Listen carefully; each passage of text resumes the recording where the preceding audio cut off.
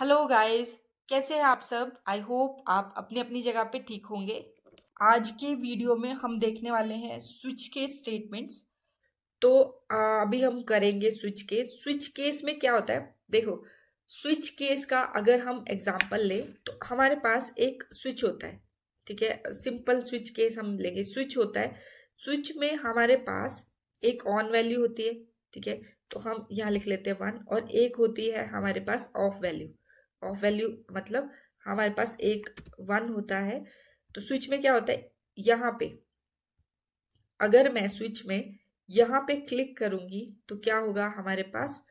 मान लो स्विच हमने लगाया है लाइट के लिए, तो हमारे पास अगर मैं इस तरफ को क्लिक करूंगी तो हमारे पास लाइट ऑन हो जाएगी। और इस तरफ वाली वैल्यू को इस तरफ स्विच के बटन को इस तरफ से क्लिक करूंगी तो क्या होगा, हमारे पास जो लाइट है वो ऑफ हो जाएगी। तो एक्चुअली में क्या हो रहा है, ये जो बटन है, ये पूरा बटन ये क्या कर रहा है, ये स्विच कर रहा है वैल्यू को ऑन से लेकर ऑफ तक। तो क्या होता है, जब हम इस वैल्यू को क्लिक करेंगे, यहाँ पे हमने ये इस बटन को यहाँ पे प्रेस किया तो हमारा जो कनेक्शन है वो आ, हमारा कनेक्शन बिल्ड होता है। मतलब हमारा कनेक्शन बनेगा यहाँ पे। जब हमने इस तरफ को बटन पे क्लिक किया तो हमारे पास कनेक्शन बनेगा, और वो कनेक्शन क्या करेगा, करंट फ्लो करेगा इस स्विच से लेकर हमारे पास लाइट तक। सपोज कि मान लो कि ये है हमारा बल्ब और हमारा कनेक्शन बन रहा है इस स्विच से लेकर इस बल्ब तक। जब मैं इस बटन पे क्लिक करूंगी तो हमारा करंट फ्लो करेगा यहाँ से यहाँ को। ठीक है, तो कनेक्शन बन गया। अब अगर मैं बटन के इस तरफ को क्लिक करूं तो क्या होता है, ये जो कनेक्शन है यहाँ से यहाँ को, जो इस बटन का जो कनेक्शन था वो टूट गया, हमारा कनेक्शन टूट गया। और हमारे पास बल्ब जो है वो हमारे पास ऑफ हो जाता है। ठीक है, तो एक्चुअल में हो क्या रहा है, हमारा जो करंट है वो स्विच कर रहा है। जब हम इस बटन पे क्लिक कर रहे हैं तो वो स्विच कर रहा है कनेक्शन बिल्ड करने से लेकर कनेक्शन को टूटने तक। ठीक है, तो हमारा अ, हमारी जो करंट है वो स्विच कर रहा है। एक बार वो क्या होगा, एक बार करंट फ्लो करेगा। जैसे ही हमने यहाँ वाला क्लिक किया तो वो करंट जो है वो स्विच किया। अभी स्विच किया कि उसने ऑन से लेकर ऑफ तक का उसने स्विच कर दिया। मतलब यहाँ पे कनेक्शन बिल्ड करने से लेकर पहले कनेक्शन बिल्ड किया। जैसे ही हमने ये बटन प्रेस प्रेस किया उसने स्विच किया। स्विच मतलब जंप किया और कनेक्शन हमारा टूट गया। ठीक है, और इसका दूसरा एग्जांपल है, सपोज कि कोई एम्प्लॉय है। ठीक है, वो एक कंपनी में काम करता है। अभी उसको हाई सैलरी वाली कोई कंपनी मिलती है जहां उसको हाई सैलरी मिल रही है, हायर सैलरी। तो वो क्या करेगा, वो जंप करेगा जिस कंपनी में अभी काम कर रहा है वहां से वो जंप करेगा और दूसरी कंपनी में जाके स्विच कर लेगा। ठीक है, तो यूजुअली आईटी सेक्टर में भी हम ऐसे बोलते हैं कि उसने स्विच कर लिया एक जॉब से दूसरी जॉब को। तो स्विच मतलब वो अभी जिस पोजीशन में था वहां से उसने जंप किया दूसरी पोजीशन को। ठीक है, तो स्विच का मतलब होता है एक जगह से दूसरी जगह को जाना या एक जगह से दूसरी जगह को मूव करना, जंप करना। ओके, तो ये जो लॉजिक है जो मैंने बताया कि स्विच का मतलब होता है एक जगह से दूसरी जगह को जंप करना, ये हम हमारे स्विच के स्टेटमेंट्स में भी ऐसे ही हम उसको अप्लाई करेंगे। हम उसको देखेंगे अभी जब समझेंगे तो ये ऐसे ही काम करता है। हम स्विच लिखते हैं, स्विच में कुछ कंडीशन लिखेंगे और वो कंडीशन होगी वो उसके रिस्पेक्टिव केस पे जाके जंप करे। तो इसका सिंटेक्स कैसे रहता है, हम लिखेंगे यहाँ पे स्विच। ओके, स्विच में हम लिखेंगे कोई कंडीशन। अब कंडीशन क्या होगी, यहाँ पे कोई कंडीशन कोई वैल्यू लेंगे हम, और यहाँ पे हम कुछ केसेस बनाएंगे। केस 1 कॉलन लगाएंगे और इसका लिखेंगे कुछ कोड। उसके बाद हम जाएंगे केस 2 पे और इसका भी कुछ कोड लिखेंगे। और ऐसे ही हम यहाँ पे लिख लेंगे केस 3 और इसका भी कुछ कोड लिखेंगे। तो ये हम कितने भी केसेस बना सकते हैं, जितने हमें जितना भी हमें चाहिए हो। कि मुझे सपोज कि मुझे चाहिए जितनी ऑप्शंस मुझे चाहिए, कि अगर मुझे 4 ऑप्शंस देनी है यूजर को तो मैं 4 केसेस बना लूंगी। जितने भी ऑप्शन हमें यूजर को देने हो उतने ही हम इसमें केसेस बनाएंगे। ठीक है, तो अभी होगा क्या, जो भी हम यहाँ पे कंडीशन नहीं होगी, एक्चुअली यहाँ पे कुछ वैल्यू होगी हमारी, जो भी यहाँ पे वैल्यू होगी वो वैल्यू हम क्या देंगे, वो वैल्यू देंगे कोई भी रिस्पेक्टिव केस की। अगर मुझे चाहिए कि यूजर को ऑप्शन देनी है मुझे केस 2 वाली, ठीक है, यहाँ पे ओके, यहाँ पे सेमी कॉलन, यहाँ कॉलन आएगा और यहाँ पे भी हमारे पास कॉलन आएगा। तो अगर सपोज मुझे चाहिए कि यूजर को मुझे केस 2 वाली ऑप्शन देनी है तो मैं क्या करूंगी, यहाँ पे वैल्यू मुझे दो केस 2 की रिस्पेक्टिव वैल्यू देनी पड़ेगी। तो हमारे पास ये स्विच केस ऐसे काम करता है। अभी हम इसको कोड में देखें तो हम क्या लिखेंगे, यहाँ पे लिखेंगे स्विच, ठीक है, स्विच में हम लेंगे कोई वैल्यू,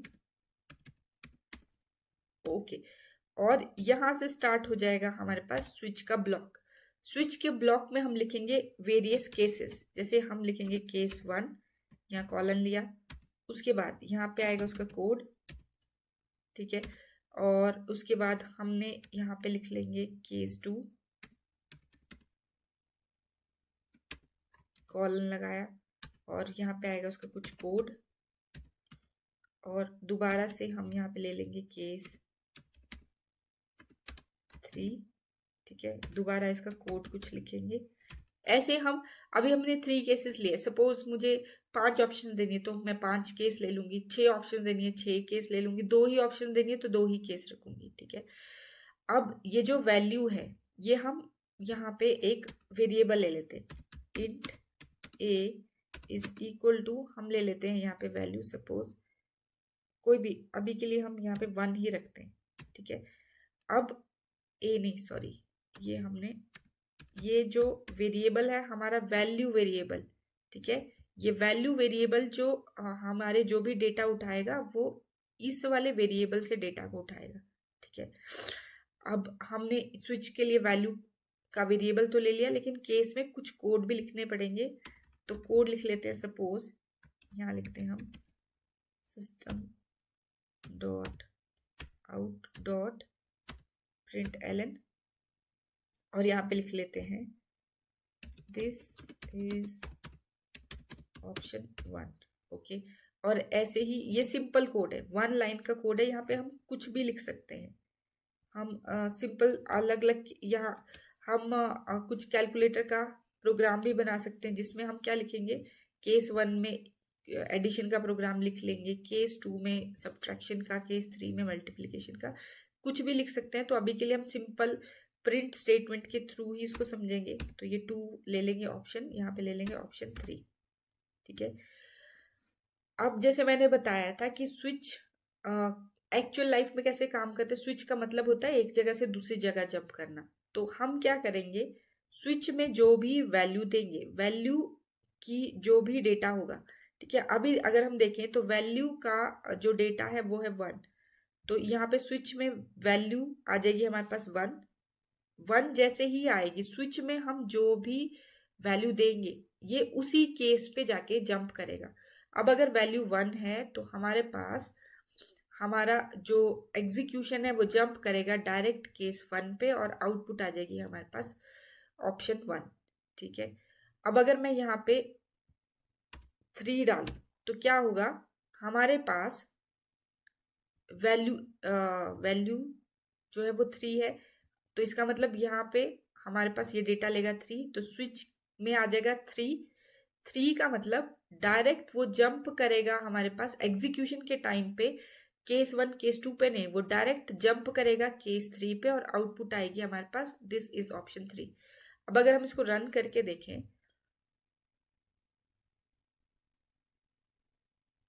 तो हमारे पास आ गया ये वाली वैल्यू, दिस इज ऑप्शन 3, ठीक है। अब अगर मैं यहाँ पे 2 लिखूं तो क्या हो गया, स्विच आ गया हमारे पास 2, तो स्विच क्या करेगा, डायरेक्ट जंप करेगा केस 2 पे, केस 2 पे थी हमारे पास दिस इज ऑप्शन 2, ओके, ये एग्जीक्यूट होगा, फिर इसकी अगली लाइन चलेगी जो थी दिस इज ऑप्शन 3, ठीक है। तो हमारे पास आ जाएगा लिख के दिस इज ऑप्शन 2 और दिस इज ऑप्शन 3 दोनों लिख के आ जाएगा,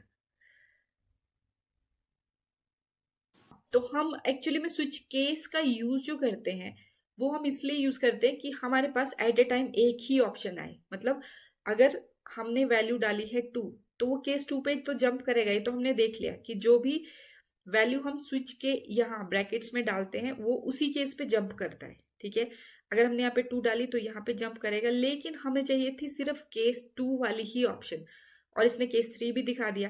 तो हम उसके लिए क्या करते हैं, यहाँ पे ब्रेक कीवर्ड का यूज करेंगे। ठीक है, तो ये ब्रेक कीवर्ड लगाया।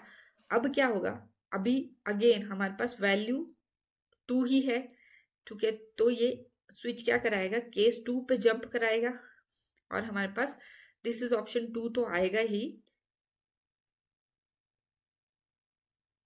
इसको जब रन कराएंगे तो दिस इज ऑप्शन 2, सिर्फ यही आया। तो एक्चुअल यूसेज स्विच केस का है कि जितने भी हम चाहे कितने भी केसेस बनाए, 3 केसेस, 4 केसेस या 5 केसेस, जितने भी हम केसेस बनाए, आउटपुट सिर्फ एक ही केस की आनी चाहिए। क्योंकि हम क्या कर रहे हैं एक्चुअल में, ये हम मल्टीपल ऑप्शंस दे रहे हैं यूजर को, और हम चाहते हैं कि एट ए टाइम यूजर एक ही ऑप्शन को सिलेक्ट कर पाए। बट अगर हम ब्रेक नहीं लगाएं तो क्या होगा, एग्जीक्यूशन स्टार्ट तो स्विच की वजह से वो जंप तो केस 2 पे करेगा, लेकिन उसके बाद जितना भी कोड रहेगा सारा का सारा ही एग्जीक्यूट हो जाएगा। जबकि हमें यूजर को देनी थी एट ए टाइम ओनली एक ऑप्शन ही। वो हमारे पास ब्रेक कीवर्ड से है। ब्रेक क्या करता है, एग्जीक्यूशन को वहीं पे ब्रेक कर देता है। ठीक है, अभी हमारा कंप्यूटर कैसे एग्जीक्यूट करेगा, सबसे पहले मेन फंक्शन पे जाएगा, यहां से स्टार्ट करेगा। ठीक है, वैल्यू में उसने डेटा डाल दिया 2, अभी यही वैल्यू स्विच की यहाँ पे 2 आ जाएगी। फिर 2 का मतलब स्विच कराएगा वो डायरेक्ट केस 2 पे उसने ये आउटपुट दे दी। जैसे ही उसे ब्रेक मिलेगा, प्रोग्राम एग्जीक्यूशन यहीं पे ब्रेक हो जाएगी, टूट जाएगी, और आउटपुट यहीं पे हमारे पास एग्जीक्यूशन खत्म हो जाएगी। इसके आगे जो भी कोड होगा वो एग्जीक्यूट होगा ही नहीं।